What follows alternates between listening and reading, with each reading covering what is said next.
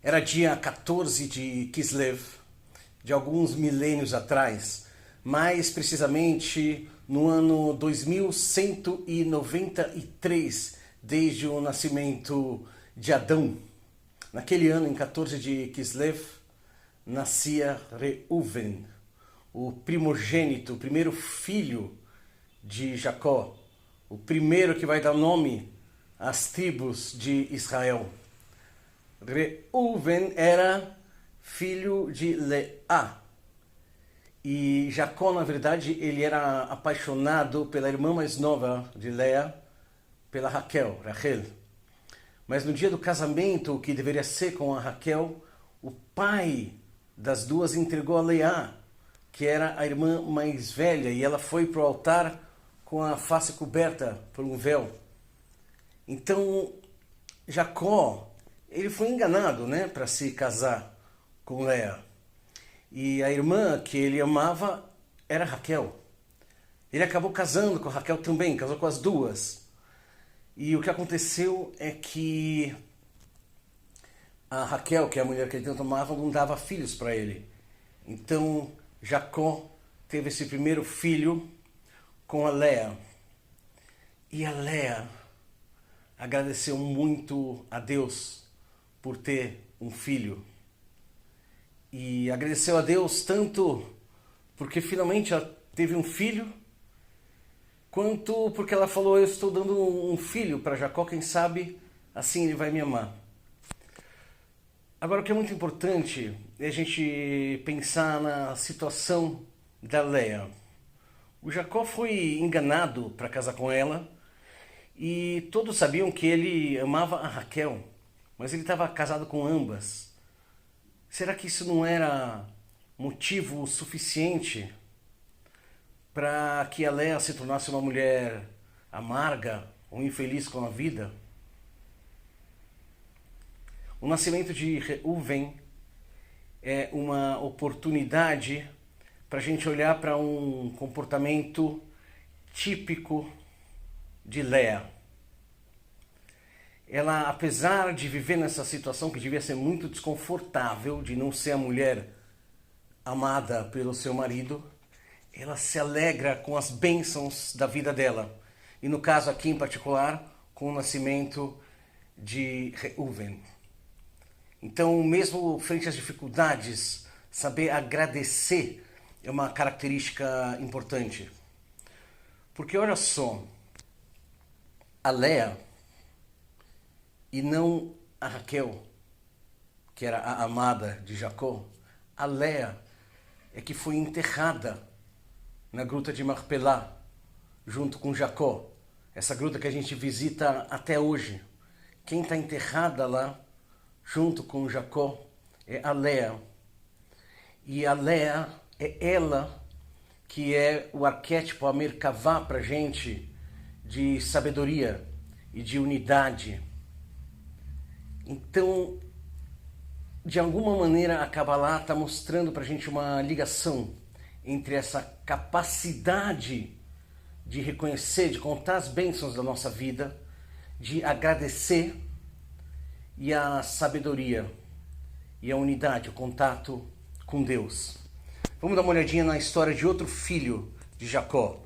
Esse é mais famoso, o José.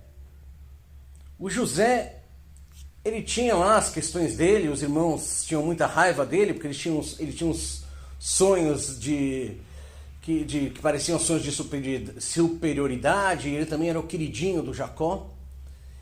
Os irmãos acabam vendendo o José como escravo para o Egito. E o que se conta muito através da Hassidut Breslav, da atual Hassidut Breslav, do Rabino Arush, o que se conta é que Jacó, preso injustamente no calabouço do faraó, José, preso injustamente no calabouço do faraó, ele falava: obrigado, Deus, por tudo que você me deu, e obrigado por tudo que você não me deu. Dizem que ele limpava o calabouço, cantando a manhã inteira: obrigado, Deus, por tudo que você me deu, e por tudo que você não me deu. E ele contava isso sem saber como ia seguir a história dele. O curioso é que ele acabou sendo vendido como escravo, passou um tempo como escravo e só por causa disso ele acabou se tornando o braço direito do faraó, o grande executivo do mundo antigo. Mas quando ele falava obrigado, Deus, por tudo que você me deu e por tudo que você não me deu, ele ainda não sabia como ia seguir a história. Mas ele sabia que ele estava aprendendo e que se Deus colocou ele naquela situação, aquela situação, ela é perfeita, como ela deve ser. Existe um psicólogo chamado Bucay, ele é argentino, e ele fala que depois de mais de 30 anos, depois de décadas de consultório, ele percebeu que o sofrimento, não a dor, o sofrimento do ser humano vem de 3 fontes. A primeira, a não aceitação da realidade. A segunda, a não aceitação de si mesmo. E a terceira, a não aceitação do outro. Percebe que quando a gente se comporta como a Leia, que apesar de estar numa situação difícil, ela agradece pelo que ela tem.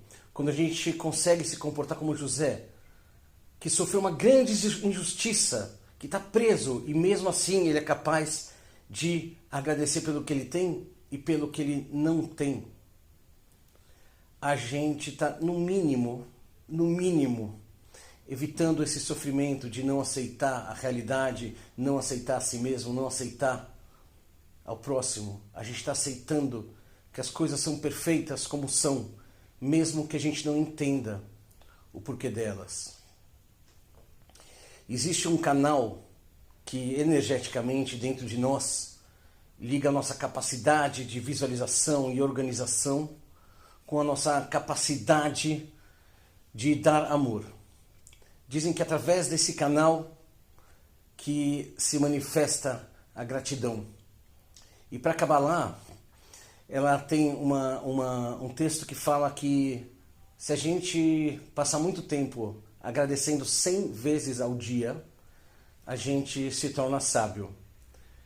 Veja que a Léa, uma mulher que sabia agradecer, ela virou a representante da sabedoria. O José, um cara que também sabia agradecer, ele se torna um justo. E nós, se quisermos ser sábios, a gente precisa aprender a agradecer. E por que isso? Porque a gratidão traz uma relação com a vida que é acertada, traz um ponto de vista com a vida que é acertado. Presta atenção no seguinte, Deus é tudo aquilo que foi, tudo aquilo que é e tudo aquilo que será.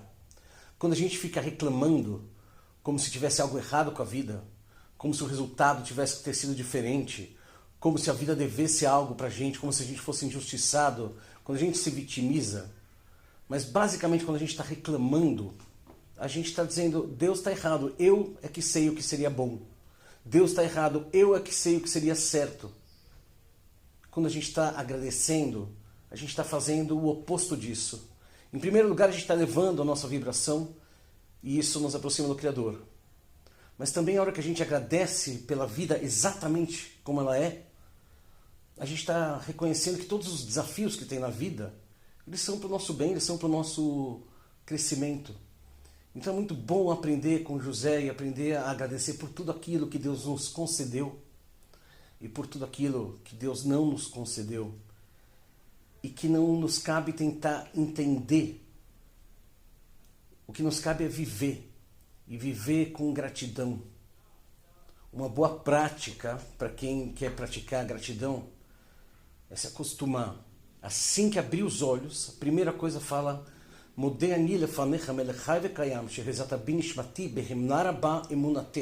isso para um homem, para a mulher começa com Modá Ani. A consciência da gratidão vem antes da consciência do ego. Agradeço eu. Modá Ani lefanecha melech vekayam shehezat bi nishmati behemnar haba emunatecha. Agradeço eu perante o Deus vivo e eterno que restabeleceu a minha alma. Grande é a sua fé em mim. Ou seja, agradeço eu, vem a gratidão antes do ego, porque Deus restabeleceu a minha alma. Ou seja, está nas mãos de Deus. Isso não depende de mim, como tantas coisas na vida. Isso depende de Deus. E ainda tem esse final da reza que é lindo, né? Grande é a sua fé em mim. Ou seja, se Deus está restabelecendo a minha alma para mais um dia, é porque Ele acredita que ainda tenho algo a aprender, Ele acredita que eu tenho algo a contribuir. Modé Ani, a consciência da gratidão antes da consciência do ego. Se a gente vive com foco no ego, a gente tende a reclamar que as coisas não acontecem da maneira que a gente quer. E a gente tende também a ficar muito ansioso, porque a gente porque quer que as coisas aconteçam de uma maneira, mas a gente não tem um controle. E aí, além de ansioso, a gente começa a virar controlador e possessivo, porque a gente sabe que a gente não tem um controle e a gente morre de medo disso. Esse tipo de postura nos liga à árvore do conhecimento do bem e do mal, que tirou Adão e Eva do paraíso. Por outro lado, Modé Ani, agradeço eu. Se a consciência da gratidão vem antes da consciência do ego, eu agradeço por estar vivo, eu agradeço pelas coisas como são, eu conto as minhas bênçãos, e aí eu vou para outro caminho, o caminho da árvore da vida, que leva a gente de volta ao paraíso. Meu querido professor Rav Shalom Bergurari, ele é um judeu ortodoxo, um maravilhoso cabalista, um cabalista da alegria, um homem muito alegre que quer ver a gente alegre. E certa vez eu estava conversando com ele e a Sheila trouxe 2 copos d'água pra gente. Ele, antes de beber, falou: Baruch Hashem Adonai Eloheinu melech haolam shekol niyeh bidvaro. Fez a reza agradecendo. E eu resolvi também fazer a reza agradecendo. E só de agradecer por aquele copo d'água, enquanto eu bebia água, eu sentia a água com presença. Eu tinha consciência de que aquela água era um milagre, porque é um líquido feito por moléculas e virou outra história. Virou um milagre ter um copo d'água para beber. E desde então nunca mais bebi um copo d'água sem lembrar dessa experiência, que começou por eu agradecer por um copo d'água. Quando você for se encontrar com alguém, experimenta agradecer a Deus pela experiência de encontrar com aquela pessoa. Em tudo que você puder agradecer, você vai ver que o sabor da experiência, a presença, muda desde que você agradeça com kavaná, com intenção. E quem sabe, de tanto agradecer, a gente vira justo ou a gente vira um sábio algum dia. Boa jornada.